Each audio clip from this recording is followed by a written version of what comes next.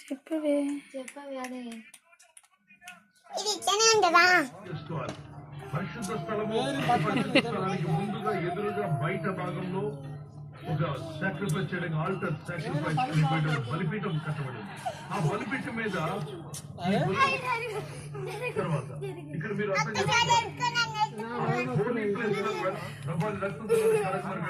ఆవరణలో జరిగిపోవాలి. ఒప్పుకునుట, యేసురక్తంలో కడగబడుట, దోషములని విడిచిపెట్టుట, ఇతరులను క్షమించడం, పాపక్షమాపణ సాక్రిఫైస్ చేస్తున్న మన హృదయాన్ని చాలు. కొత్త నిబంధన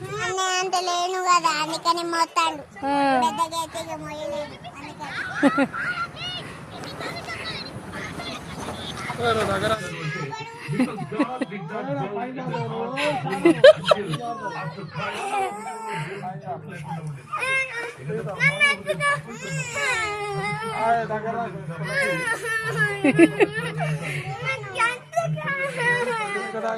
సంఖ మీద ఎదుకరవాణి ఇట్లా ఇక్కడ ఎదుగా